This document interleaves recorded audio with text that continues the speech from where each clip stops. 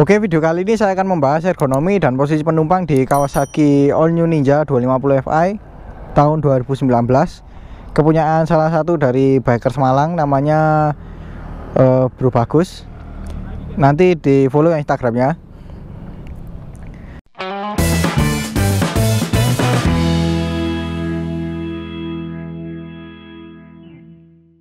Nah, motor ini yang versi standar dengan warna basic, warna merah. Jadi merahnya benar-benar merah polos ya, dan ada aksen-aksen hitamnya seperti ini. Nah, bagaimana sih ergonomi motor ini ketika dinaiki oleh saya yang tingginya 167 cm dengan berat 55 kg?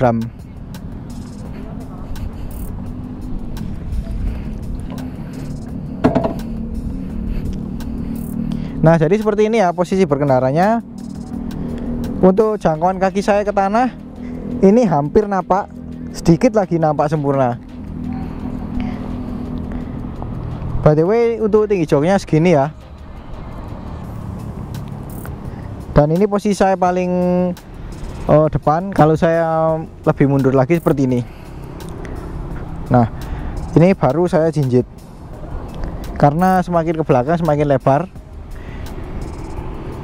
dan otomatis kaki saya lebih mengangkang. Jadi jangkauan ke tanah itu lebih susah. Nah, untuk joknya ini pakai kontur yang kasar, jadi nggak terlalu licin. Dan untuk konturnya ini cukup empuk sih rasanya. Tapi mungkin karena konturnya ini kasar, untuk dipakai jarak jauh sedikit pegal sih kayaknya. Dan untuk jangkauan tangan ke stang seperti ini. Nah, ini stangnya karena pakai Apriok, jadi otomatis tinggi stang dengan jok ini berbeda ya. Tinggi stangnya jadi lebih tinggi, dan otomatis tangan kita ini nggak terlalu turun, dan membuat badan kita ini lebih tegak. Kayaknya ini paling tegak di kelasnya. Dan ini mengingatkan saya pada Honda CBR 160R, dimana itu yang paling tegak di kelasnya. Jadi seperti ini. Dan untuk stangnya sendiri ini nggak terlalu lebar dan lebih menekuk ke dalam seperti ini sih ya. Jadi lebih dekat lagi, jadi lebih tegak lagi badan kita. Lalu untuk posisi kaki ke full step seperti ini. Nah, untuk posisi kaki ke full step ini juga masih nyaman, masih pas ya, seperti yang saya bilang tadi, seperti posisi pengemudinya Honda CBR 150R, dimana footstepnya tidak terlalu mundur dan juga tidak terlalu naik. Jadi menekuknya itu pas. Lalu untuk lutut ini tidak terganggu sama sekali dengan adanya body fairing di sini. Jadi masih sangat aman. Nah, karena di sini sudah di desain lebih ramping atau lebih kurus untuk mengakomodasi paha kita. Lalu untuk suspensi, yang depan ini nggak terlalu empuk sih, tapi redamannya pas, lebih dewasa suspensinya. Untuk yang belakang, kalau yang belakang ini empuk. Nggak tahu sih ini di settingan berapa sama yang punya, cuman ini rasanya empuk.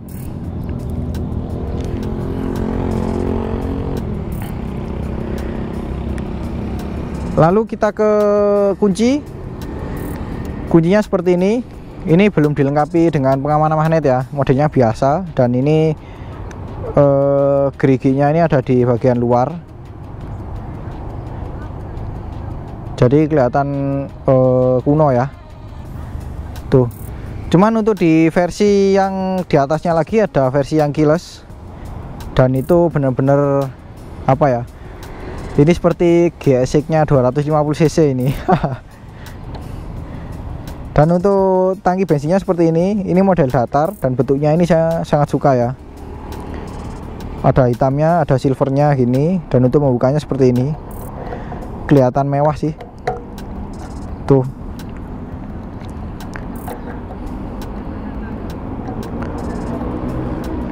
Jadi seperti itu. Nah, untuk tombol-tombol di stang, di sebelah kanan ada engine kill switch, kemudian ada tombol starter. Lalu di sebelah kiri ada pas beam, lampu dekat, lampu jauh, sein, dan juga klakson. Coba kita dengar klaksonnya ya.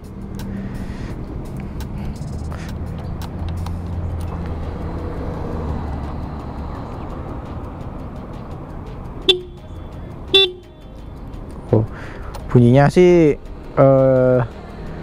nggak terlalu ngebas, tapi cukup keras. Dan untuk speedometernya seperti ini ya. Ini speedometernya ini perpaduan antara analog dan digital, dan bentuknya ini sangat familiar, atau bisa dibilang bentuk desainnya itu disamakan dengan motor-motor Kawasaki yang lain, yaitu Kawasaki Versys 250, kemudian ada ZX 25R, dan juga ZX 636. Tapi bentuknya sih cukup oke sih menurut saya. Dan kita lihat apa aja info yang ditampilkan.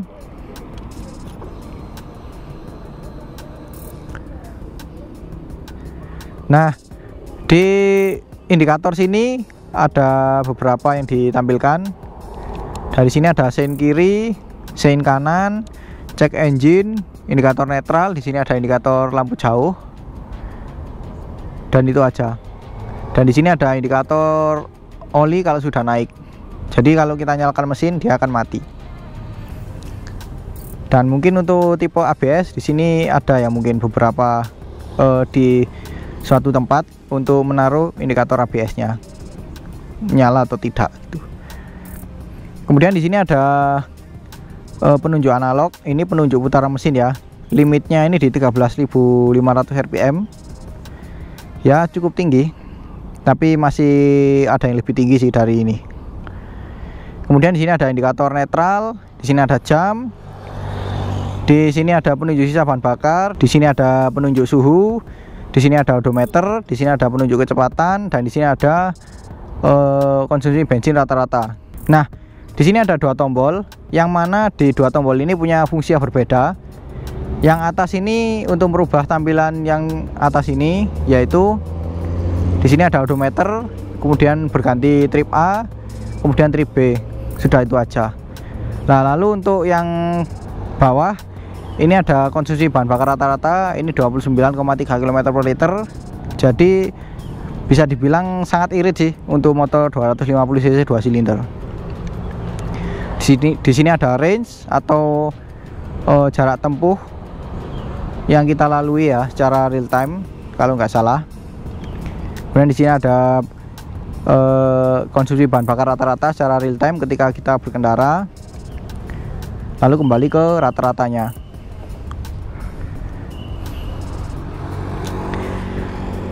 Jadi info yang ditampilkan cukup lengkap, tapi minusnya di sini tidak ada shift light. Jadi ya bisa dimaklumi lah, karena kan motor ini kalau saya pribadi ya ini lebih cocok untuk sport touring daripada sport to land. Karena di sini ada slot kosong. Mungkin ini untuk power outlet ya. Cocok sih untuk kalian yang mau touring. Ini tinggal modifikasi aja sih, karena tempatnya sudah disediakan. Dan yang kurang suka di sini, ini bagian dalamannya ini kurang rapih, kurang tertutup. Jadi kelihatan berantakan. Ya itu aja sih. Nah oke, setelah ini saya akan mencoba duduk di belakang sebagai penumpang bagaimana. Dan saya juga akan mengajak teman saya, Bro Bagus, yang punya motor ini ya, untuk mencoba duduk di depan. Jadi bagaimana ergonominya sebagai penumpang, kalian tonton video berikut ini ya.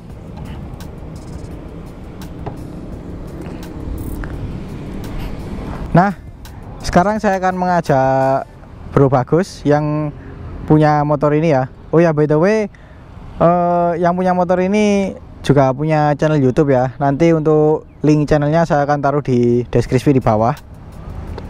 Jangan lupa subscribe loh. Nah, kebetulan ini postur tubuhnya hampir sama dengan saya, tinggi dan juga beratnya hampir sama ya.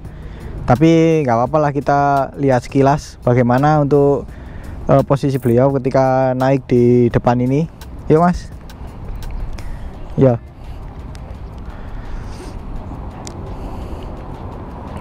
Nah, bisa kalian lihat ya, untuk posisi kakinya ini hampir napak sama seperti saya sih. Nah, ini posisinya masih cukup nyaman ya mas ya. Nah, untuk posisi tangannya ke stang juga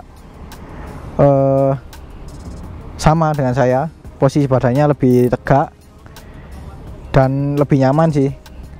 Ya, seperti yang saya bilang tadi, ini seperti Honda CBR 150R. Jadi versi paling nyamannya di kelas 250 cc. Jadi seperti itu. Nah, sekarang langsung aja deh, saya akan duduk di belakang sebagai penumpang. Bagaimana ergonominya? Yuk.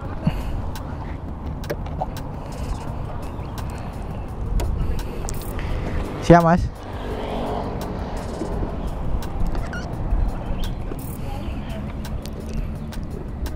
Nah, posisinya seperti ini ya. Pertama yang saya rasakan itu joknya.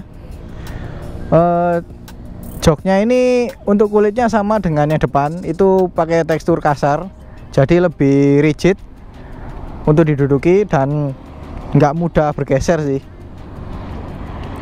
Tapi untuk busanya ini